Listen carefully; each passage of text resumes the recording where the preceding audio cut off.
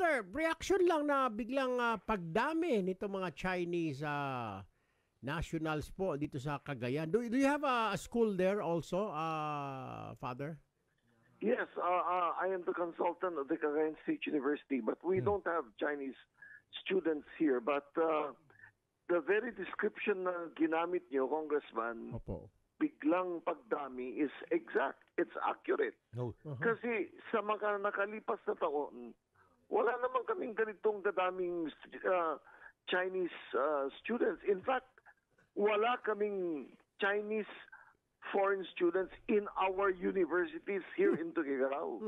Pero Biglang in the last 2 years, biglang dumami sila. And in surprising numbers. And yesterday, na-interview din si Dr. Chester Cabalza, whose roots are from Tuguegarao but who is a professor in UP. And he expresses the same sentiment na nakakabahala ang pagdami ng mga Chinese foreign students sa Tuguegarao City. And Congressman, I want you to know also that since I'm always in dialogue with my brother priests, Opo.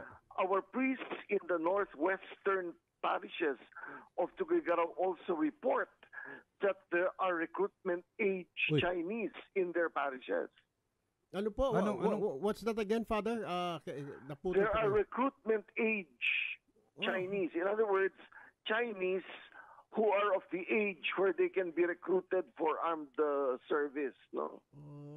Okay. So, hindi po ito mga high school lang. So, No. Ano po mga age na ito, Father? In fact, in the northwestern parishes, there is no university there. So what are they doing there? You see? What are they doing there? Saan banda to particularly? Father? Northwestern parishes. So Santa Ana. The parishes.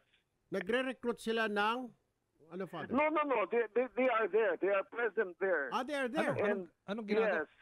Hindi naman siguro sa social services, ano, Father, mga ikakatulong sa community. Anong itutulong nila? Wala naman silang itutulong doon. So sa inyo impormasyon, ano pong ginagawa ng mga Chinese po doon? Ay, ewan ko. Dapat tanungin yung mga nagpapasok sa kanila.